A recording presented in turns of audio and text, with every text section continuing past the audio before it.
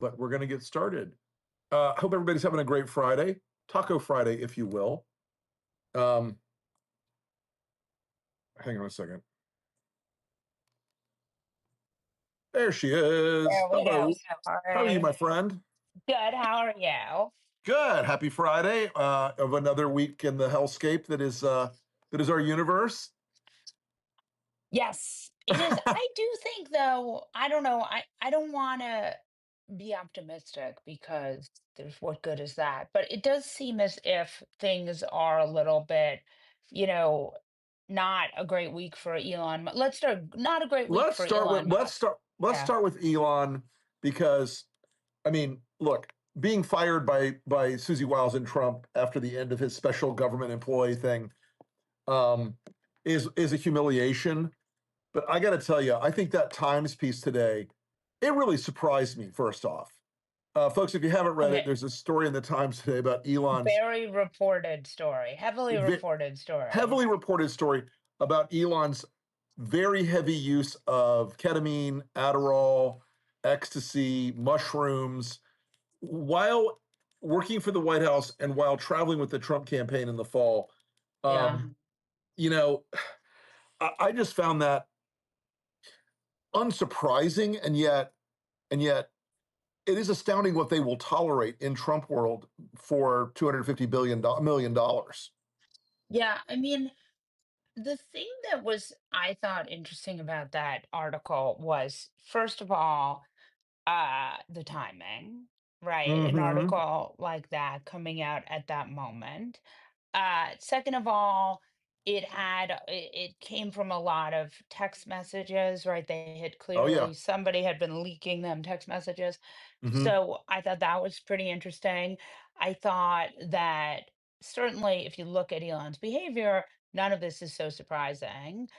But right, I mean, The jumping around on stage, the sunglasses, the indifferently dilated pupils, the weird, uncontrollable giggling, and oh, I don't know. Not a guy who uses drugs myself, but certainly smelled and felt like, something was up other than just his regular sort of weirdly autistic way. right, Um, exactly. and and I think he's got, I think he's got this article in the Times has all the smell of a Susie Wiles hit piece all over it. Yeah, Like interesting. they don't want him sneaking back in the door. They don't want him trying to come back around. Which I get it. Honestly, I get it. Um, so, so the other thing that's going on this week that I found just amazing is he really likes pardoning people, and now we're hearing him say he might consider pardoning Diddy. I mean, what? Really? Yeah, But it was Diddy this isn't even, afternoon. I mean, I mean, what is it? What let's talk about this pardon stuff because he basically is pardoning pretty much usually people pardon at the end of the end of the very, yeah. admin. Hmm. Democrats have pardoned their share of really bad dudes, No doubt. Bill Clinton.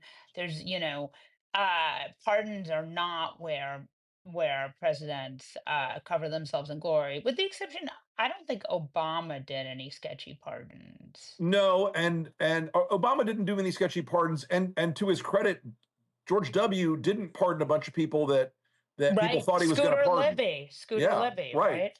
So they Yeah, he said no to a bunch of those that were being very much like pushed on him, which was yeah, interesting as a yeah. going out the door thing. Good for But him.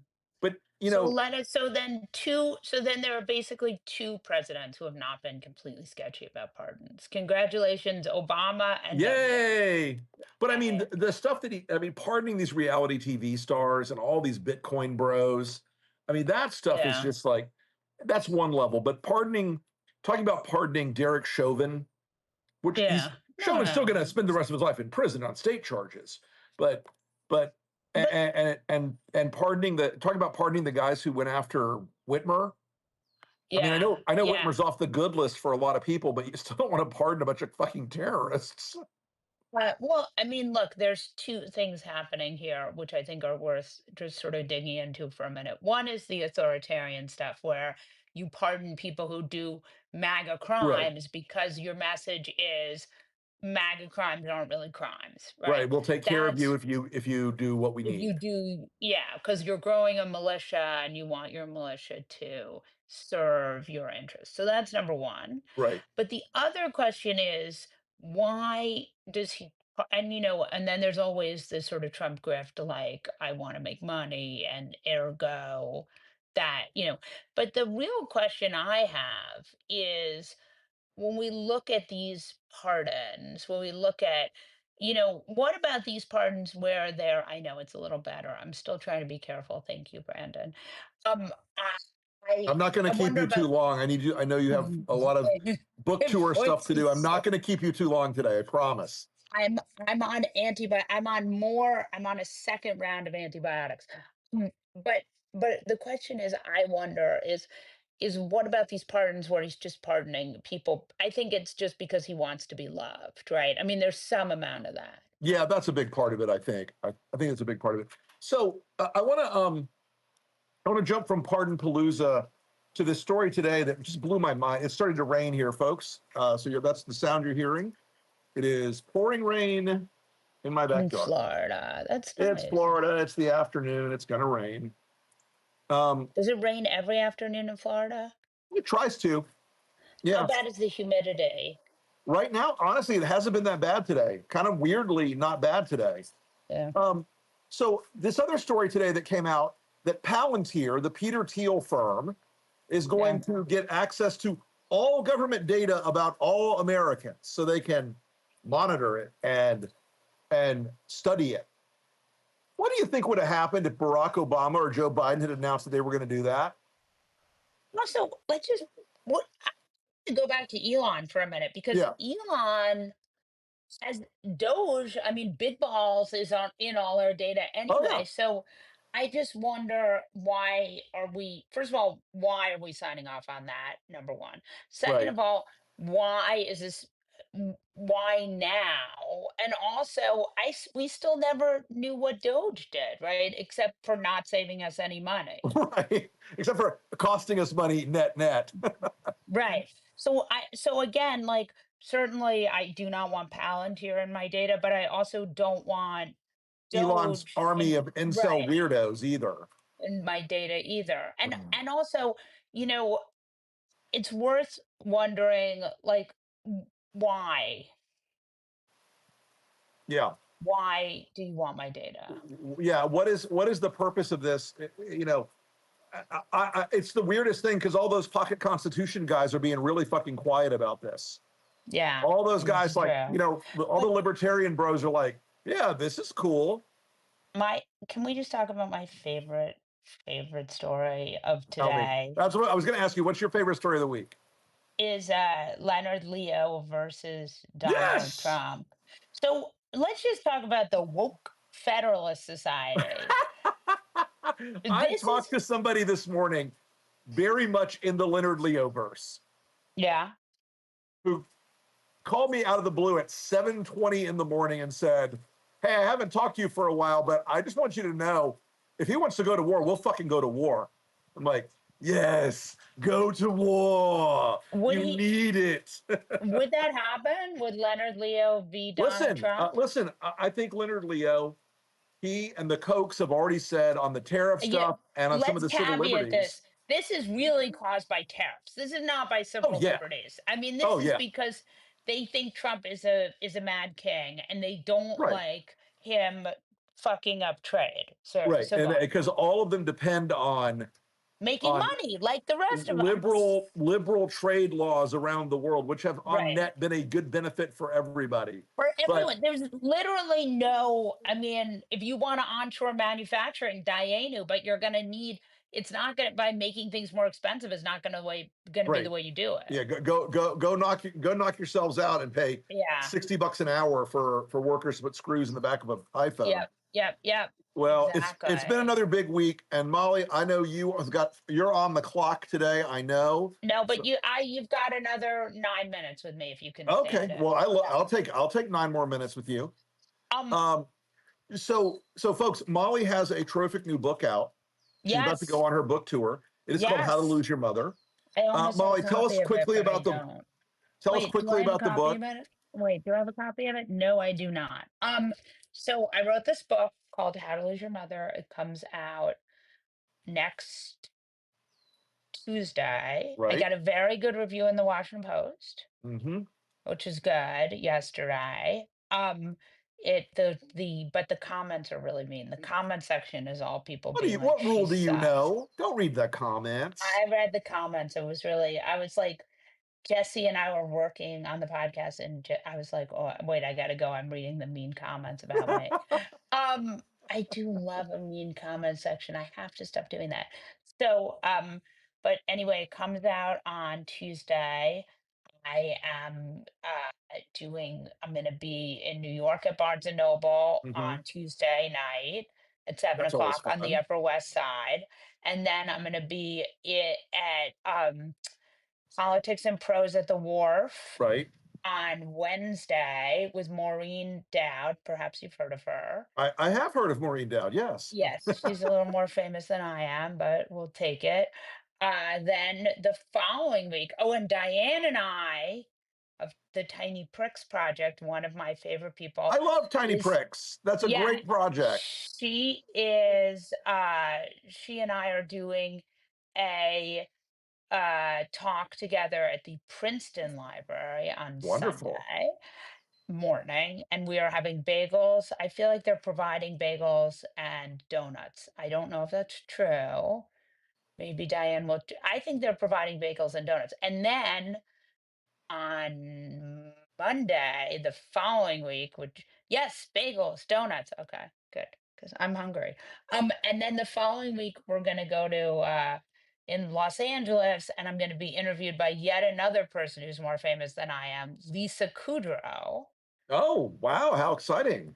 Google thinks Rick and I are married. You know why that is? Because Rick's first wife, am I allowed to say this? Sure. Who Sure. he's now divorced from, was called Molly too. Yes.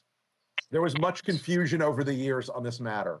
And so we used to say bad Molly and good Molly. Don't tell bad Molly that we did that. But that was how it was. And then so, but we're not married to each other. No. Um, and Can you imagine the chaos that would have ensued if that had ever happened in some universe? I, and also you have to. He's very firmly in plan. Right, work wife, exactly. Alimony Molly and not alimony Molly. And then I'm going to Los Angeles with Lisa Kudrow, and then I'll be somewhere else, but I'll be around. So if you are in a city, oh, and I'm going to Chicago, and I'm going to Awesome. Boston, and I'm going to Nantucket. So if you are in a city and you can stand it, and you want to come and hear me, that would be really, really nice for me. Um, can we Godmother's books in Sunnyland, California? Thank God for Diane. And I'm going to Boston, and in Boston, I'm being interviewed by Laura Zigman. And in Nice. Chicago, I am being interviewed by Peter Sagal, Peter Sagal. Well, Peter he hosted Sagal. one of our he was a guest on our comedy tour Mhm. last year. That's right. Peter Sagal, one of the best. Wait, So don't tell me. all people more famous than I am. So it will be, I will try to interview them. But and I got a very nice review in the Washington Post, which was very, It was very good. nice. Um, let's do 2 more seconds on the Supreme Court because Yeah, it's yeah, of usually course. fun to talk about things that are not me. Um, the Supreme Court, uh, they are, I think there is a sort of misreading of the Supreme Court. They are still really, really, really full on fash. Is that fair? I mean, I think it's pretty fair. I look, I keep calling them the red court yeah, because I think people who get their hopes up because they'll right. do one thing, one right thing, and then they'll do five things that set the clock back, and then they'll do Hmm. one right thing. And I feel like if it's not necessarily a deliberate strategy, but it is a Right, pattern, right, and people should not hope. Look, if this court meant anything about balance of power in this country, they would have never given him the Trump v. U.S. decision, the right. get out of jail free card. Right, that you are a And king. and we'll see this decision today about deporting 500,000 people was a pretty dark interpretation of the Constitution and the law, Right. and I'm not certain yet, given that they're sort of like maximalist interpretation of presidential power right now. I'm not certain they're going to go and really give us a good decision on the tariff stuff in the next whenever No, when that hits no, their desks. So no. I know. I think that's right. yeah, Um, all right. So, Rick Wilson, will you have me back next Friday? I will have you I back next Friday. I'll see you on for recording on Sunday Yes, for for your my podcast podcast, for Fast Fast Politics, as we Politics, always do. Rick Wilson. And folks, I'll be coming back live in about at about 5 o'clock with Stacey Abrams, and we'll talk to y'all again soon. Ooh, very More famous nice. than us. Yes. Thank All right, you. everybody. Thanks for tuning Okay. in. Appreciate you. Love you, Molly. We'll talk to you soon. Thanks, guys.